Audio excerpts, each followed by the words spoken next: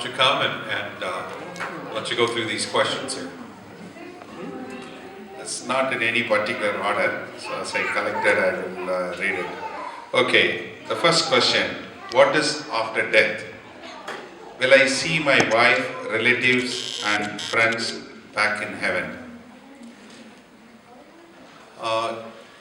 Death for a Christian is nothing but homegoing.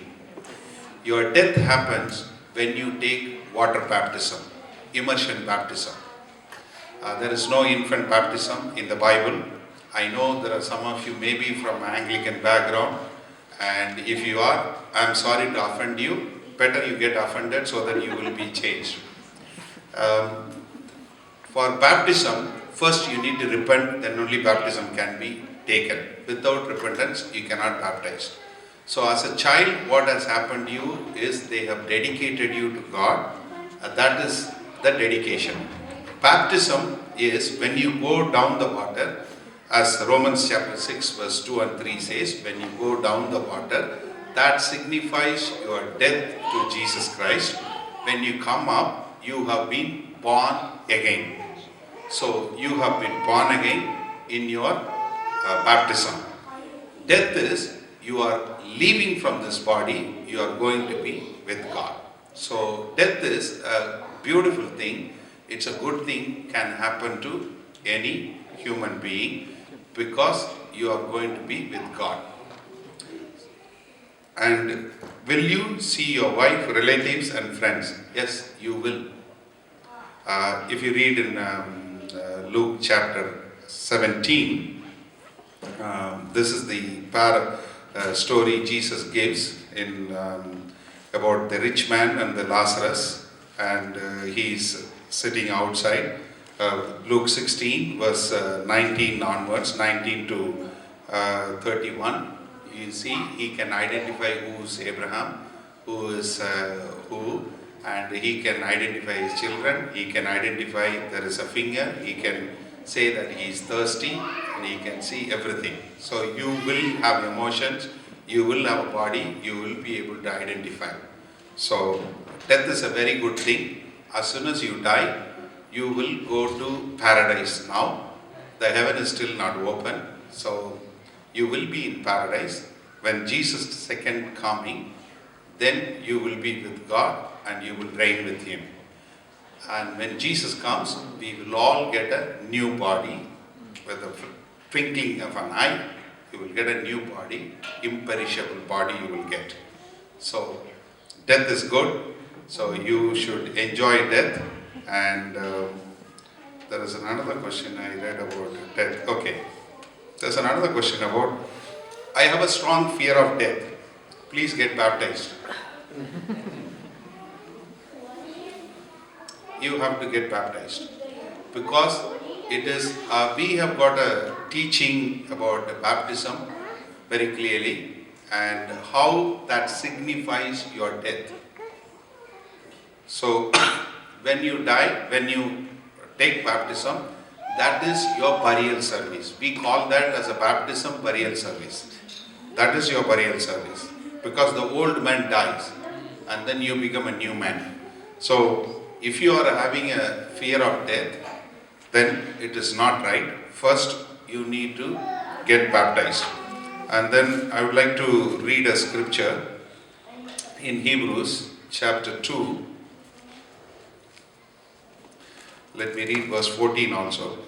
Inasmuch then as the children have partaken of flesh and blood, that he himself likewise shared in the same, that through death he might destroy him who had the power of death, that is devil. So death, the power of death was with the devil, and Jesus has destroyed him. And look at the good news, next verse. And release those who through fear of death were all their lifetime were in bondage. Whoever asked this question, please go back and study the scripture. Hebrews chapter 2 verses 14 and 15. If you are being bondage to death for the lifetime, then you have not come to know God properly. Because Jesus has broken the yoke of death and he has released those who are captive to the death.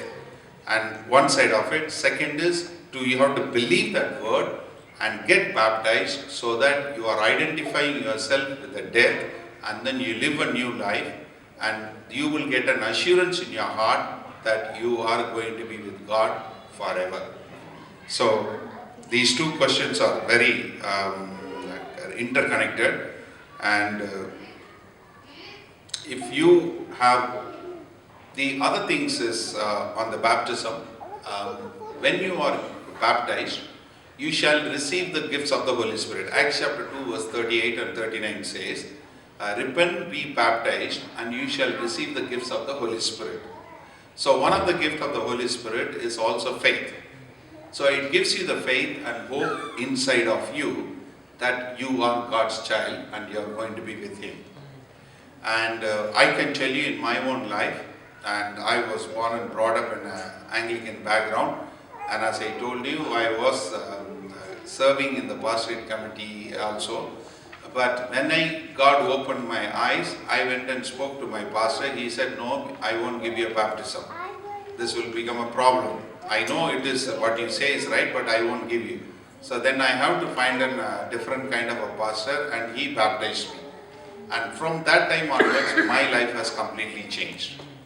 And I received the joy that day that has never gone from me. And I got the assurance, full assurance that I am with God.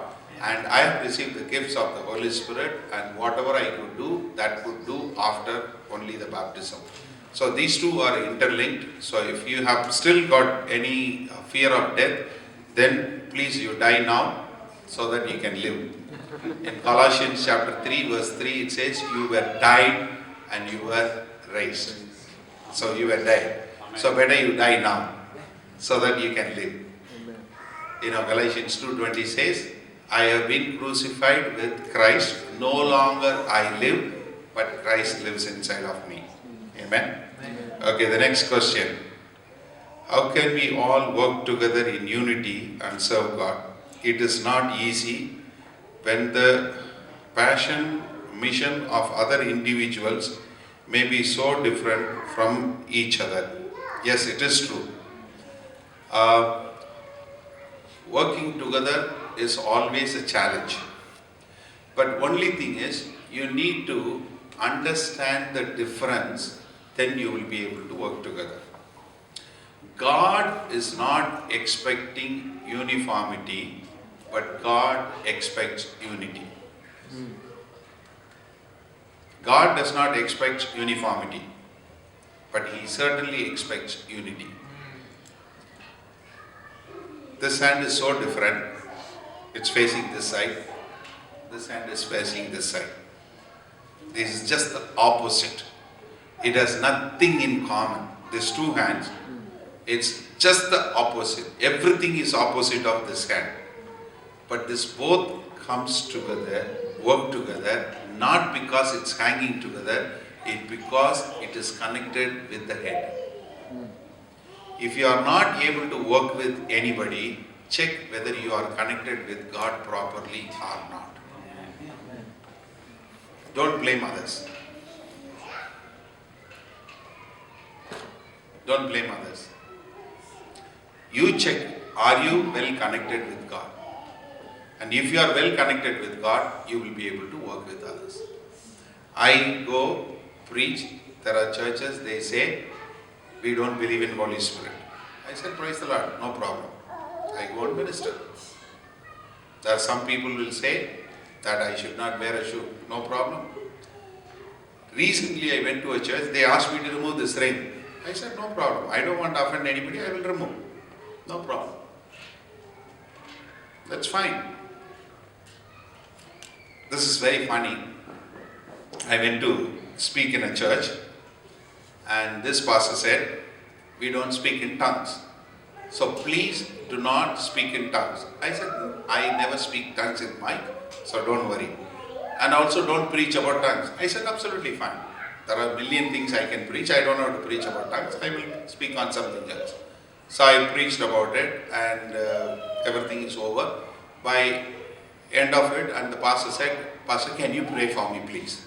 I also want, the anointing. I also want to live with God.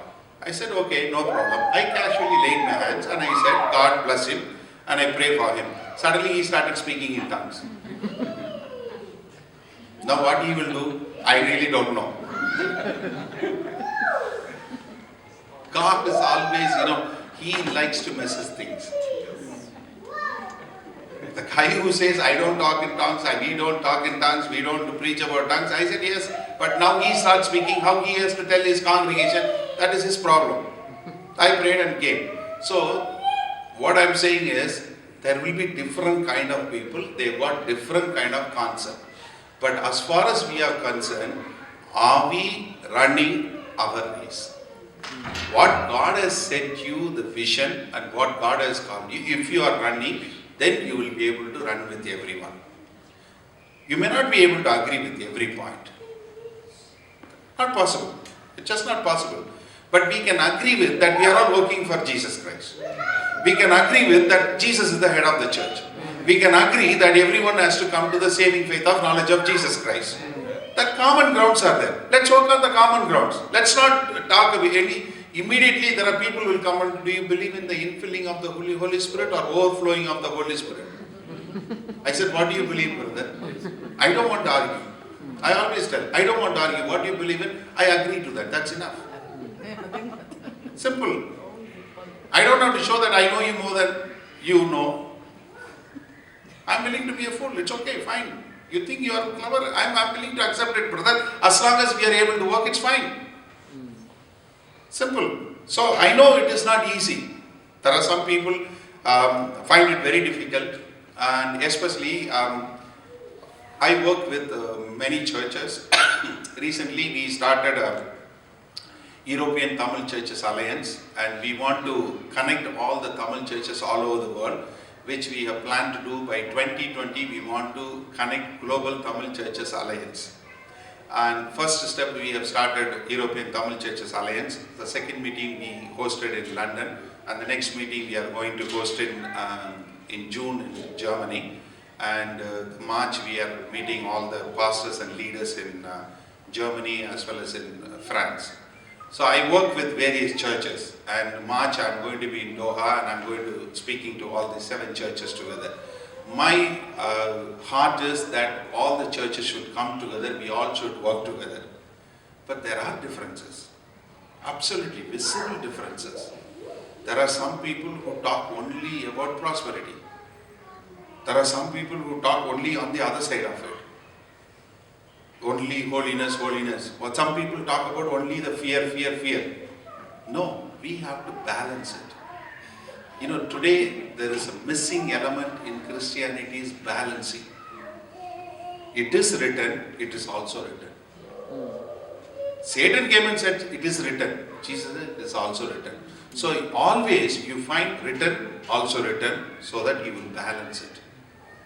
Anything, I give you 4-point reference.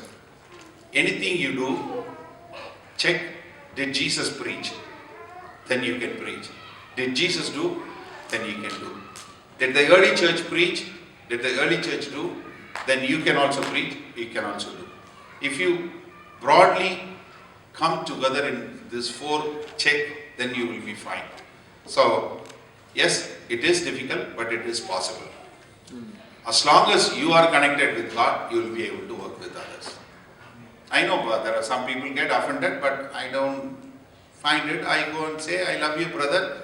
But let's see in the heaven, we are not going to have a separate aisle. I don't think you got a separate aisle, I got a different aisle. We are all going to be together, let's get used to here. That's all I say. I know I'm a little tough person, but let's, please, that's how I speak to people. Okay. The next question. Addiction. How to get out of addiction. You need the power of God. You need the power of God to get addiction. What I find, more and more people are addicted to pornography. I find so many of them. And when the power of God comes and touches them, they've been set free. In 2007, I think, I've been invited to preach in an international business conference in Scotland.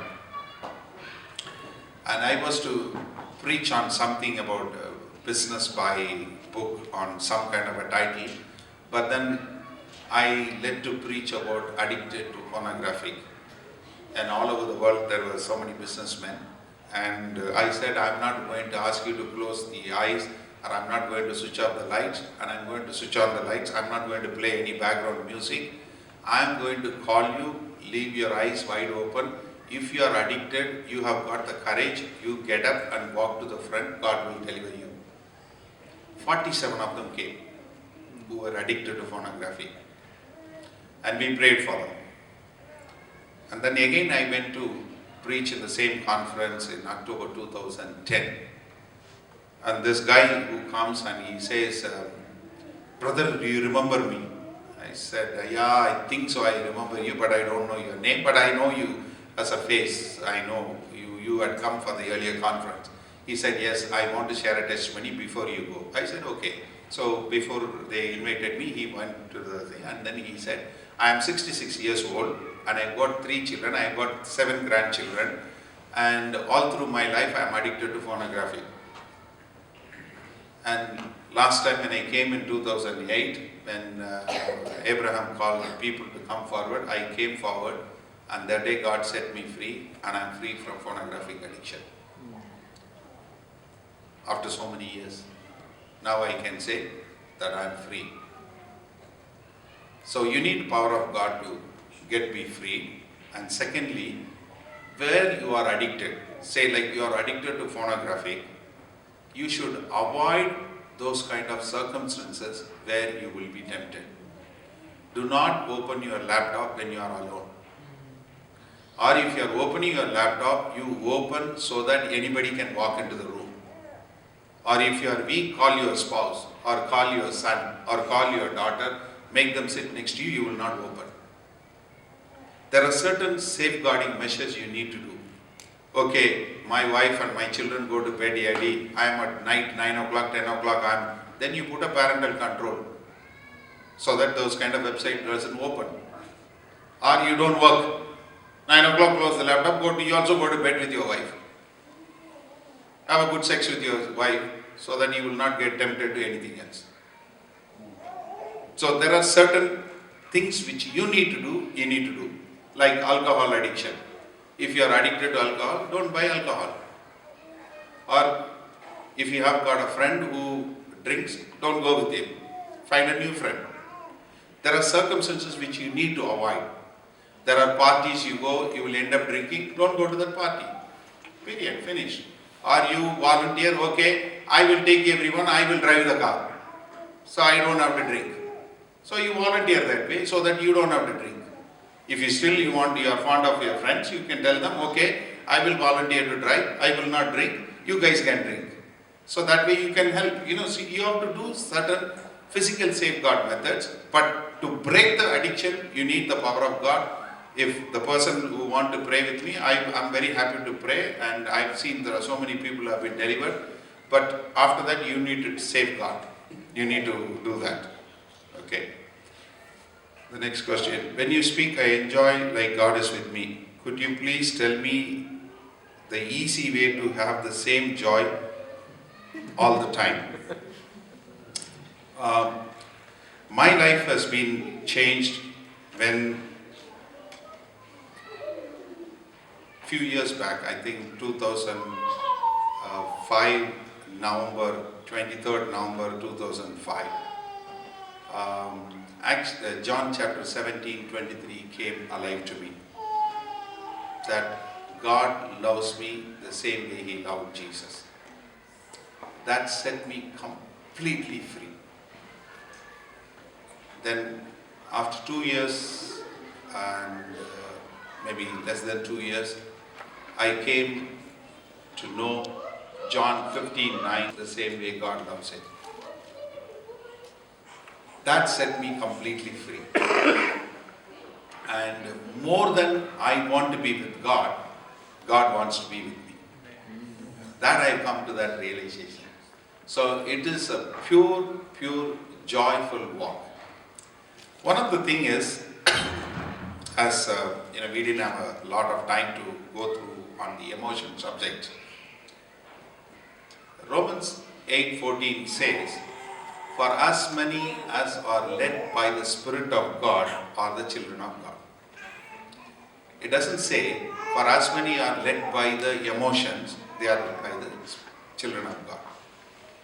Emotion changes according to the circumstances. If some good news comes to you, you feel very happy. And you bought a new dress for a 70% off or 80% off. Even though it is your own money, you feel very happy. Until you find that product is further discounted and then somebody else comes and says, "I bought it for lesser than you," and your joy goes away. So that is not what the joy or the happiness is. Happiness is according to the circumstances. But the joy is in you. That doesn't alter what is happening outside. Outside I may hear a good news that may make me sometimes feel happy, sometimes make me sorrowful or sad or something like that. But what is inside of me is the joy. That comes through led by the Holy Spirit. That we need to realize that God is always continuously guiding me through His Spirit. The word in Romans 8:14, led by, the Greek word is ego, A-G-O, ego. That is present and continuous tense. That is, it's not about what God said yesterday. It's not about what God said about an hour back. It's not about what God said today. It's about now. What is God saying? That's why Jesus said in Matthew 4, "Man shall not live by bread alone, but that every word that proceeds out of the mouth of God." Proceeds is present and continuous. You should always willing to listen to God. But here is the catch. Many Christians would love to hear the word of God, but they will not obey.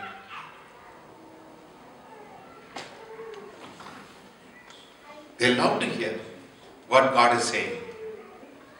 There are many people who come to me asking for a prophecy. And then next year they will come and ask me, "Tell me what it is." I always tell them, "No, I am not an astrologer to tell you something what it is."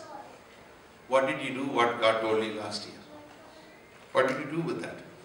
Did you obey? If you obey, when God tells you to obey, then you will be able to walk with Him always. The peace, how to enjoy the presence is, I do not let the peace of God which is in me to any way go away from me or disturbed. Let me say practically, like there are sometimes someone will come and say something which is little fearful or which is kind of scares you. "Hey, this is going to happen." Immediately you will feel little shaky in yourself. Instantly you need to pick it up from something, from the word of God through your spirit, knowing that you are secured in Him. And then instantly that vanishes away. You have to hold the peace of God always in you. That's very important. I find that that's the key, that in no way I am going to get disturbed or I am going to lose the peace with God at any cost. If something God shows me that I'm not all right, I will kneel down, I will repent. I'm sorry, Lord, I shouldn't have done that. I shouldn't have said this way, or I shouldn't have rebuked, or I shouldn't have done this way. I'm sorry, help me, oh God, I don't want to lose it. Immediately. Not later, not 1 hour, not 1 day. No. The moment I know this is not right, immediately you repent and make it right. With God first. Then automatically you will make it right with others. To help you to get that, you have to have a thankful attitude. You need to be thankful. Philippians chapter 4 verse 6 and 7 it says, do not be anxious for few things. Anything. But we get anxious for many things.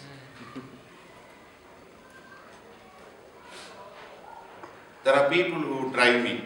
I always tell them, I travel quite a bit, so somebody will drive me. They will say, Anna, it's a gate, we got delayed, or we have got a problem, or we may not be able to make it, we got ran over in this meeting, so we have to catch the flight, we may be late, or this road is a problem, that is a problem. I will always tell them, relax, don't worry. If I have to go, God will take me, you drive.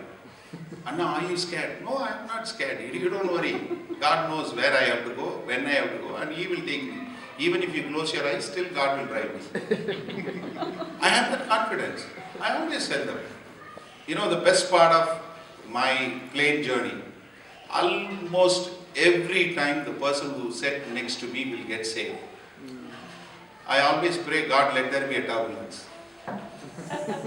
When there is a turbulence, they will all scram to the seat. They will hold on. I will look at them and then smile. Are you not scared? I'll say no.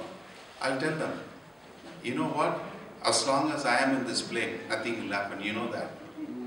Because God is with me. And I have to go for the meeting and God will take me. So if you want to have that confidence, you don't have to have a knee jerk. I can lead you to it. They always come to know God.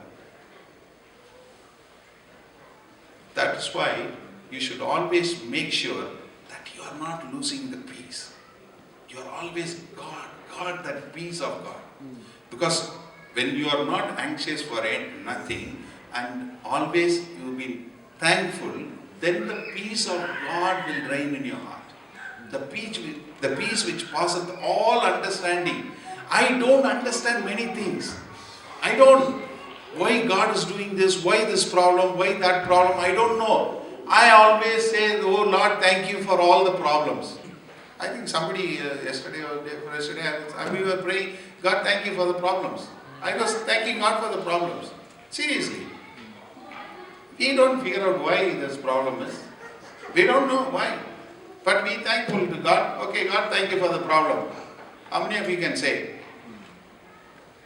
Recently, on the December 20th, we had a Christmas carol service. My wife had locked her car. We bought a new hybrid car for her. It's only about 10, 11 months old. She locked the car and then she came. We finished the Christmas carol service. End of the service, we found the car is missing. Somebody has stolen the car. It was on a Saturday night and a few people were clearing the church. They were all there and they were all worried, and then they said, somebody came and said, no, you say that somebody has flicked the handbag also, otherwise insurance will not come. I said, no, we will not tell a lie. Period. No. Come what may, we will tell the truth. You tell exactly what happened and we will tell the police. We told the police. And a few people in the church, they know, at least few leaders were there to clear the church and everything.